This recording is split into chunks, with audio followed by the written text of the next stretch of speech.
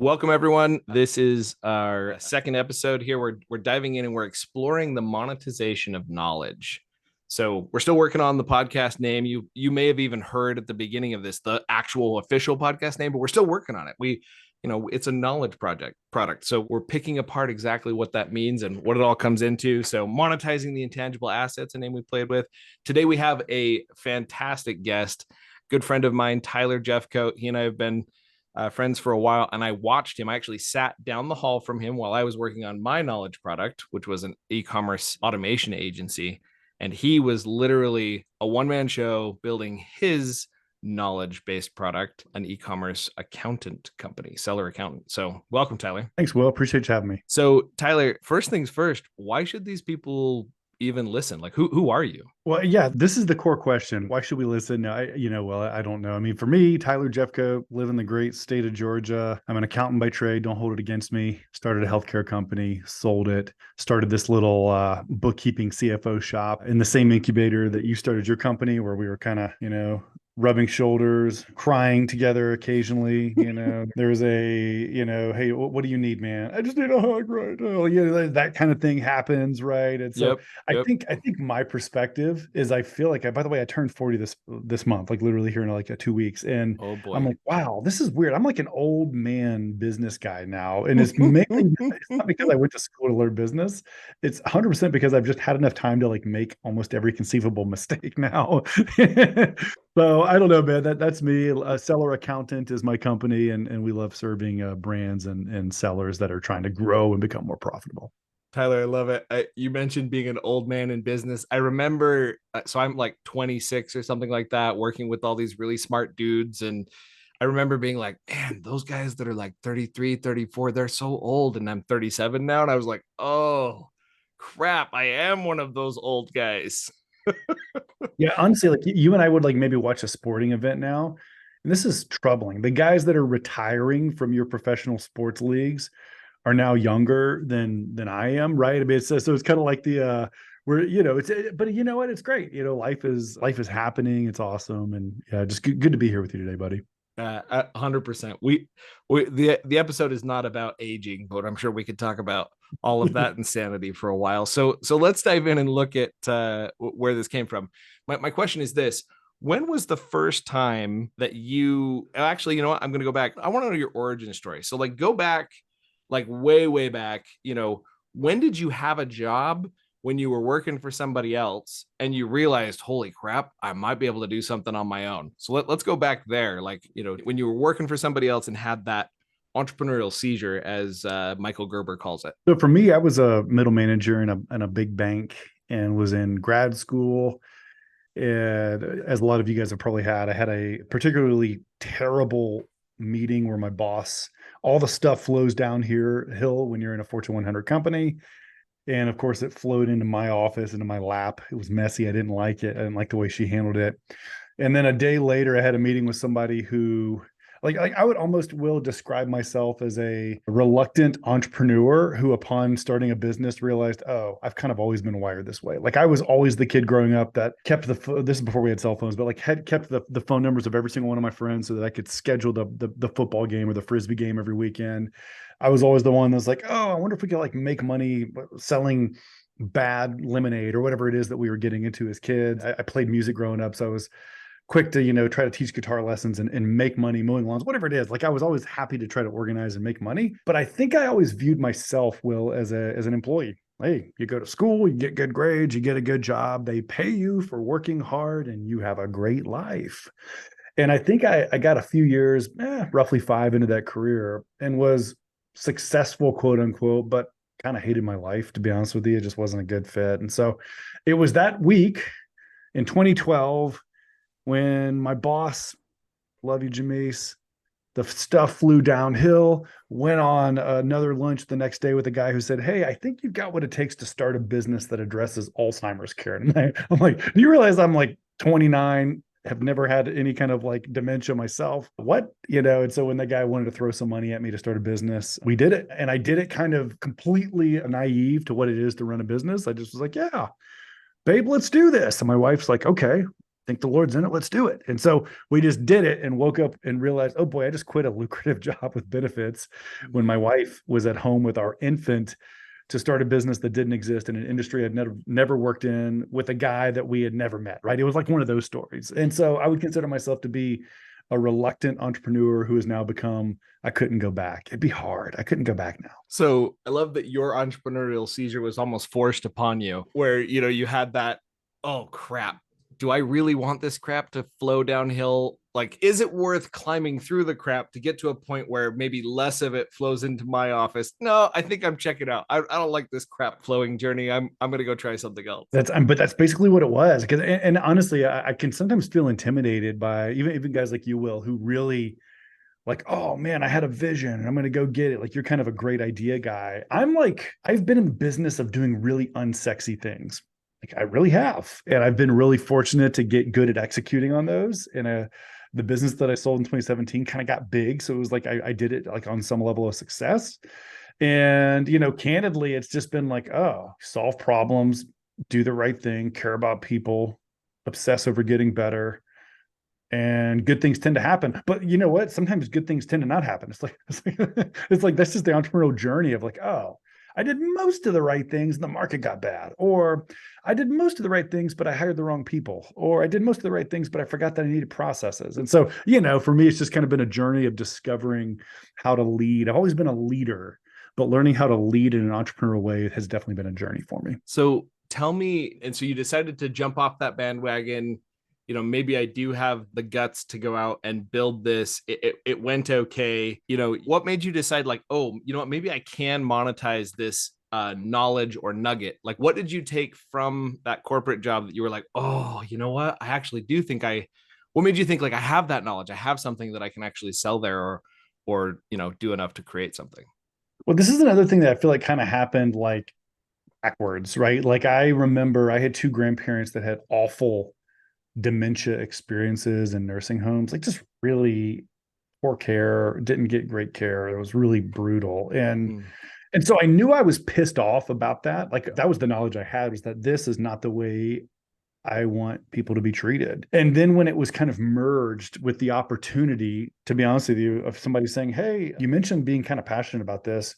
Would you just do a little digging and see what you think about this industry? And if you see an opportunity, let's build a business around it. Right. And so because I'm a little bit OCD, I was like, yep, obsessed already. Let's do it. And next thing you know, was like, oh, let's not buy a franchise. We can do it better ourselves. Let's build our own focus group and go straight to the source and build a brand around doing it our way. And in some ways, it's kind of like, it was a little bit, frankly, like free flowing arrogance to be like, yeah, we could do it.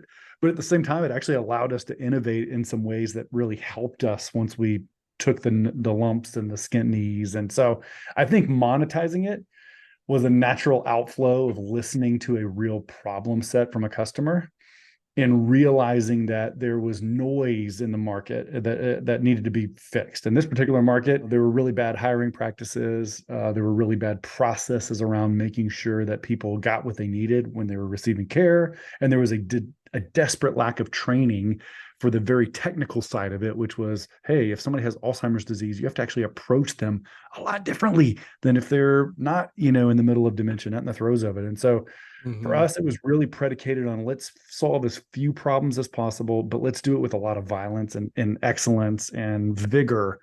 And I think that did serve us well in the market. So, okay, I love that. You dove into that. Tell me about another time, we're going to kind of look at, there's kind of pivot points in our careers where we look at it and say, oh, I have something that might go somewhere else. You've obviously pivoted now. We talked about, being at the same incubator.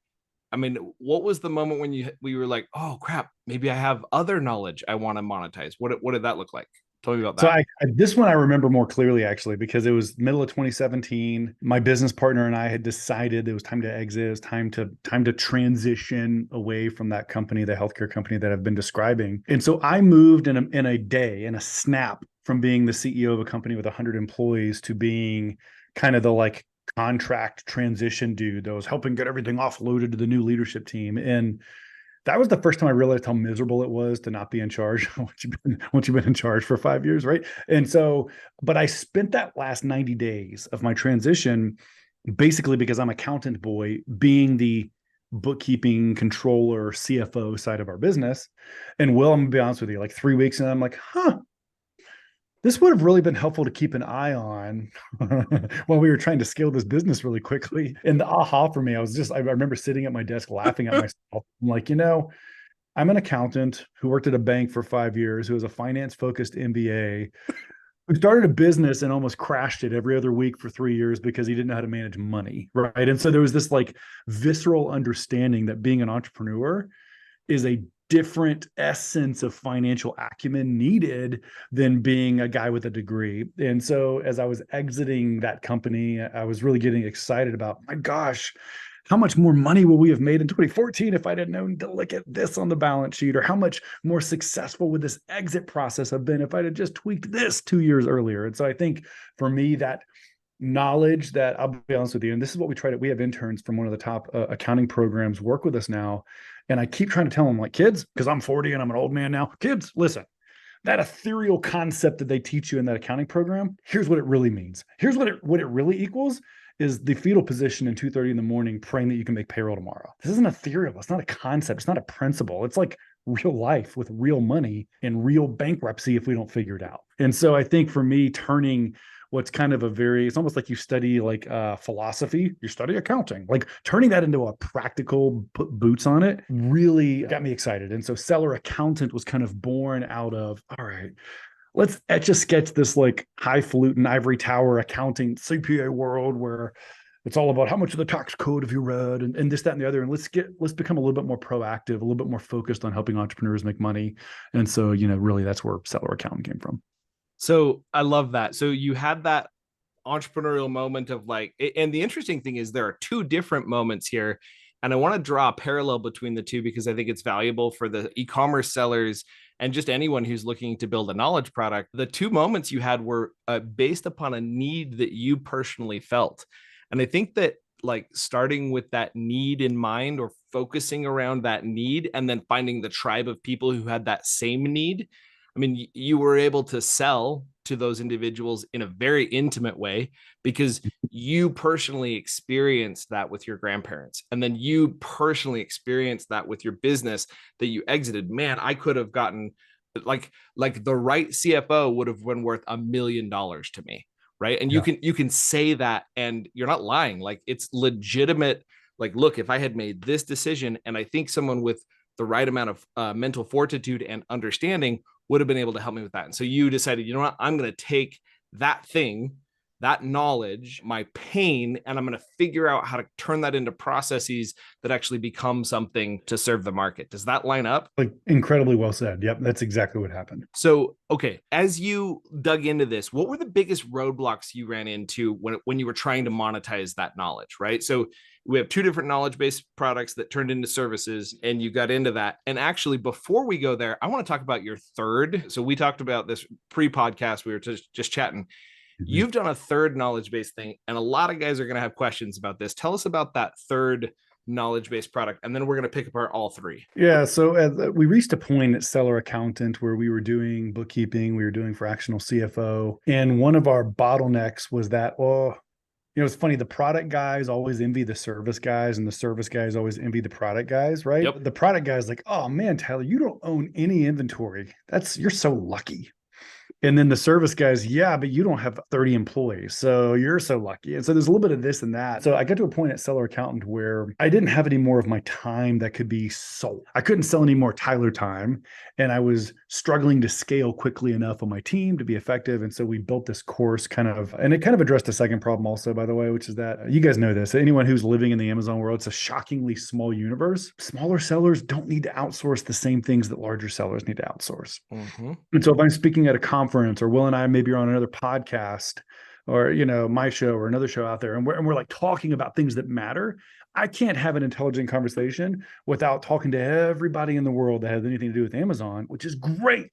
I just can't help most of them because frankly, I would be a bad CFO to encourage someone that's got 10K a month in revenue to spend $1,000 a month on any kind of service, right? And so we created this do-it-yourself course because we wanted to find a way to bottle up that knowledge in a way that's more scalable. And so we have two courses. We have a bookkeeping course that we've now fully relaunched, and it's actually I can give you a code, but it's actually free now. I'm happy to give that one away. I want you to learn exactly how Seller Accountant does it, because A, it's going to make you more money and it's going to help you get to the point where you could hire us, that kind of thing. But then our CFO course, which is a little bit more of the secret sauce on how to drive performance, that's in a course that we're still selling. So, okay, so you had this idea where it was like, crap, I don't have enough of my own time. These Mhm. sellers can't afford me. How can Right. I help? So again, there's the need, right? Like, crap, my need here is I want to help you $10,000 a month seller, but I also want to help you not go out of business. So I'm not going to charge you $1,000 a month to get access to my services, to my knowledge, to my bookkeeping. I'm going to help you help yourself through a Right. course. Is that That's right. okay? So you dove in and you decided to create this course, and what's that been like now? Would you go back and do it again? Was it like, wow, that was not worth it? What was that like? Well, for a visionary leader that struggles with follow through sometimes, as some of us do will, I don't. It was me. No, Yeah, I don't know what you're talking about. I looked right and left to see who else he was talking about. it is brutal to bite off. If anyone's ever like published a book or like recorded an album of music or done something that is a multi-step, multi-week, maybe multi-month project, it's something that takes more love and more energy and more effort than you think it is. And at some point, the entrepreneur in you gets a little bored and it's like, well, can we build something else?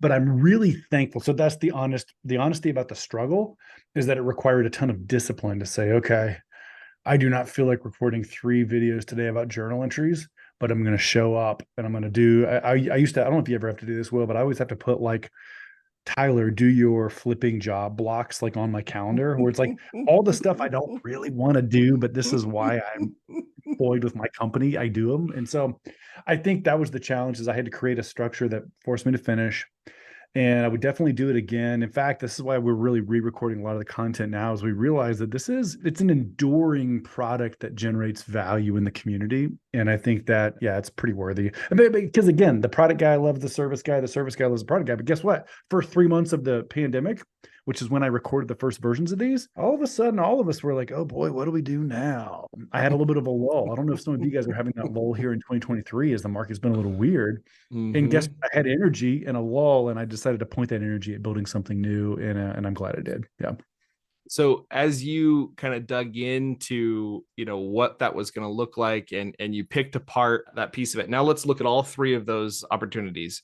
Parents or grandparents who experienced Alzheimer's, deep need of the pain around how that was handled, then the pain of, wow, I wish I'd had a little more help in my financial world. Like I should have outsourced a little sooner and picked that apart. And then this last pain of like, I really want to help these sellers help themselves, and they are feeling the pain of not being able to afford me. So I'm going to create this. So we have those three pains that you forwarded into creating an actual product.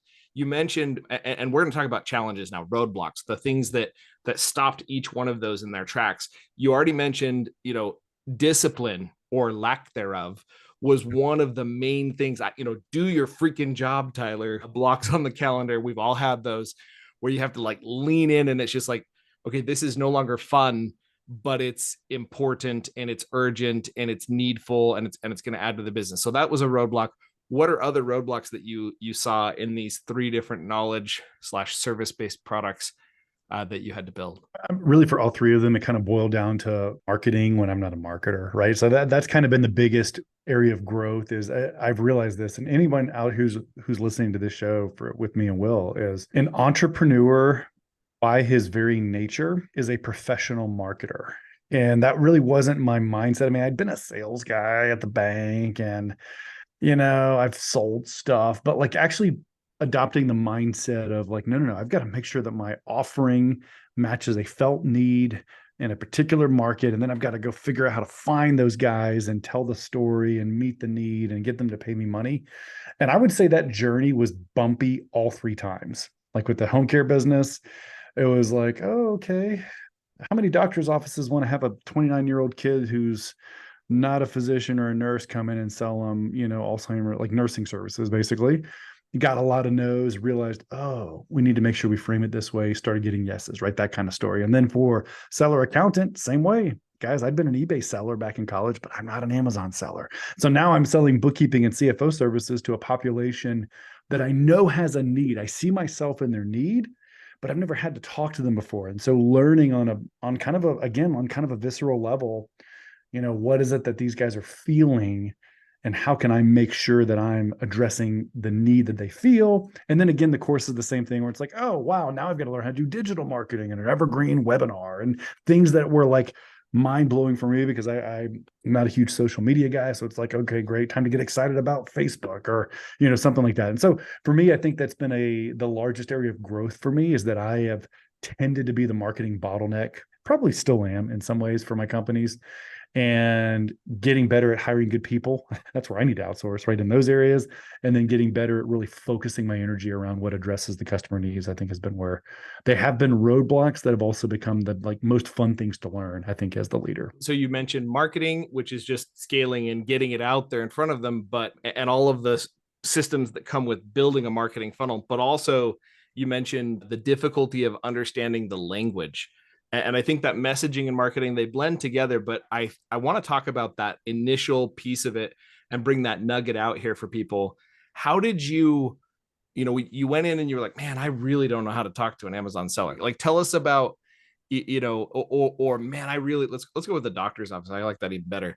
You're in that doctor's office and you're, 29-year-old kid trying to sell them, hey, I think I know how to make this nursing problem go away.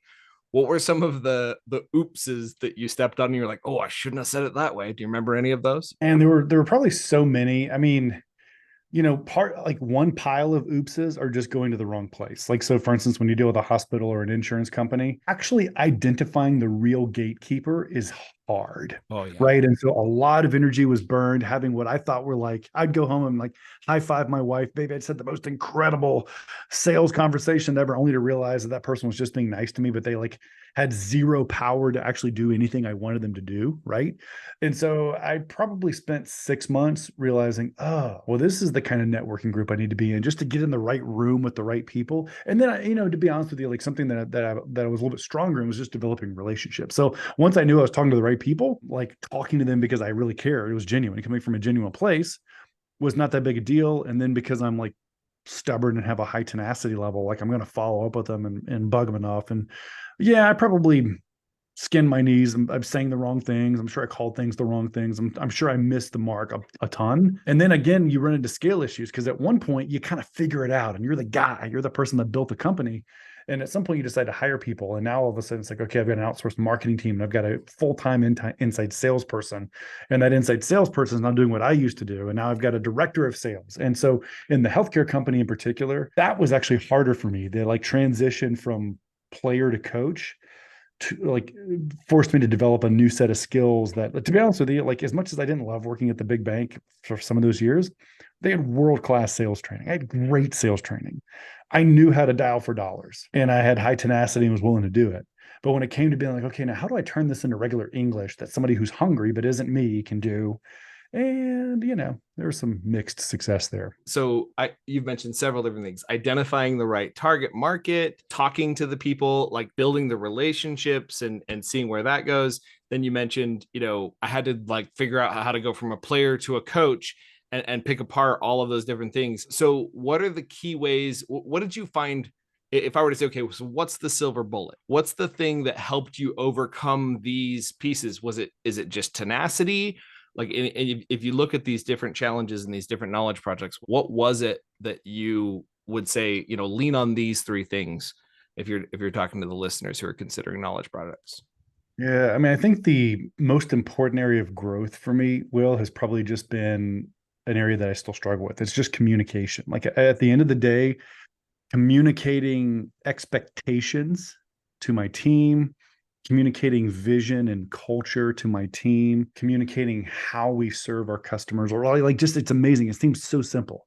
Can I get on a phone call with you, Will, and truly listen, understand really what you want, and have the ability to articulate what I want in a way that makes sense, right? And so that sounds like such a simple executive skill set, but it is not, man.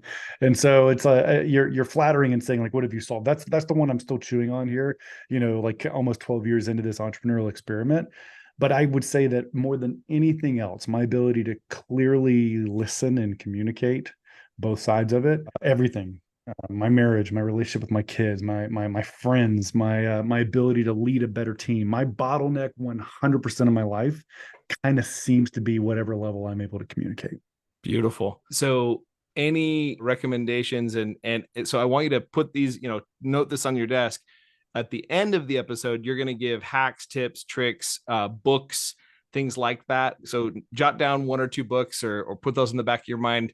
I'm here in just a minute. Last question that I want to ask you before we get into some of that. If you could make a phone call back to Tyler, who right before he has the meeting with the guy who's going to throw money at him for this Alzheimer's thing, like if you could make a phone call to him and he knows it's Tyler, hey, this is 40-year-old Tyler from the future. Yes, you do become 40 one day and it's kind of crazy. But you call him up, what would you tell him? What is one thing you would say, look, dude, do this differently as you're building these knowledge-based products? Oh man, such a good question. I mean, I think the two things I would tell 29-year-old or 28-year-old Tyler would be, one is anytime you have an instinct to not press into a relationship and instead want to hold back, have more courage relationally, and in conflict, have more courage more quickly and clear. So it kind of goes back to communicating, but even maybe another facet of that communication is just courage in communications. I've never had a single instance in my career where I failed to say something and was happy about it later, right? So there's and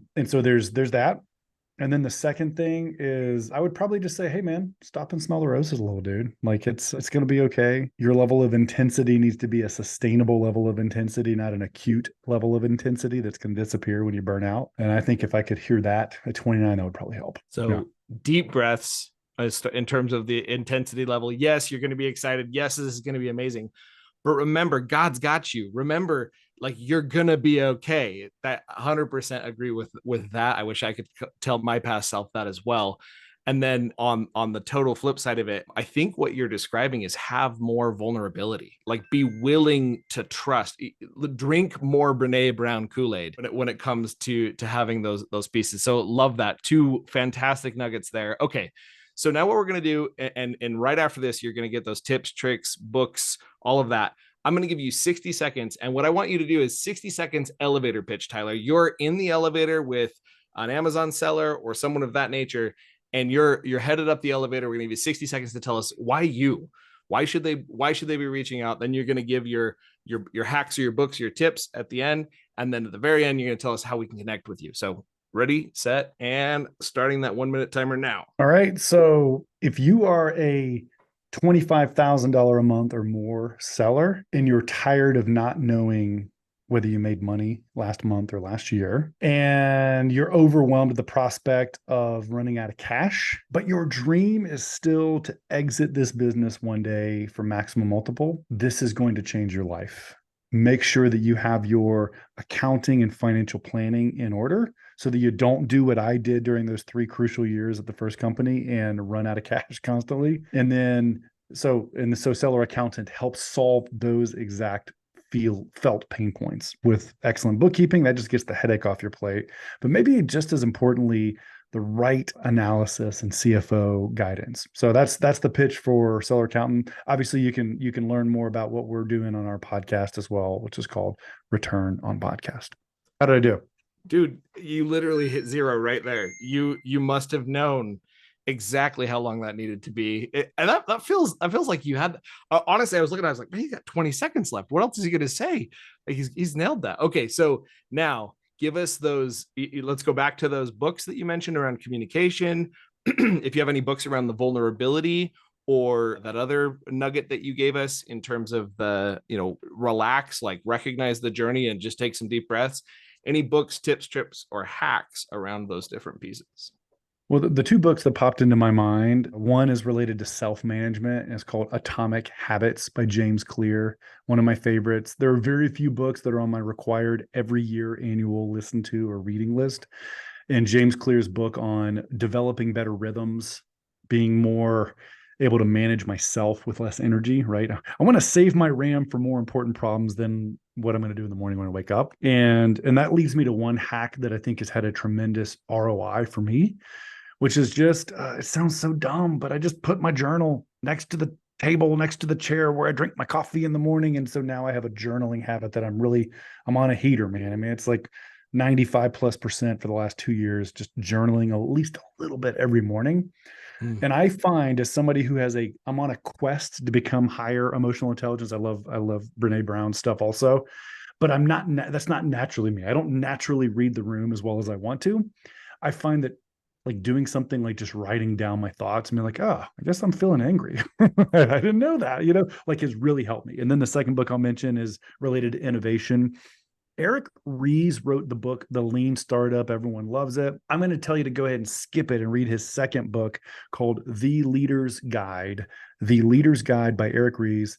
The guy's a monster. He's got incredible stuff, but he walks you through how to think with kind of an innovator's mindset. How do I lead a team that has to do two things simultaneously? One, I've got to protect the golden goose. Whatever product's making me money, I need that product to keep making me money. And then the second thing is that I also need to be slowly inventing the thing that might kill me one day, right? Like that kind of thing. And so those are the two books I'd recommend: Atomic Habits and The Leader's Guide. Beautiful. You mentioned those two, and I've got to throw out Buy Back Your Time by Dan Martell. You mentioned Yeah. the whole like take some deep breaths. Dan Martell says anything done 80% as well as you is 100% freaking awesome as long as somebody else is doing it, right? That's his whole mantra. And that book shifted me and has helped me take some of those deep breaths because I was willing to, delegate, let some things come off my plate. Okay, well, those were some beautiful hacks, Tyler. Any last words that you want to share with these e-commerce sellers and or knowledge product builders or potential builders? Only just this. If this has been a more challenging year for you, find somewhere productive to pour your energy that builds something. Like I think sometimes I can kind of get depressed in whatever the moment is. And this is me, I'm either going to be really paralyzed by the moment or I'm going to be really motivated by the moment. And I just want to encourage and remind everybody that the greatest wealth transfer in human history, as far as we can tell, was the fall of 2008 when the market crashed. The second greatest wealth transfer in human history, as far as we can tell, was the fall following the market crash in 1929. In other words, when the market gets weird, people who evolve with the market get really, really rich. So just don't give up on whatever your zone of genius is. Beautiful. Tyler, thank you. Appreciate everybody listening to our episode here. And I hope you enjoy. I'm sure you've probably heard the name because we probably edited the episode and tacked it on there, but over and out for this episode.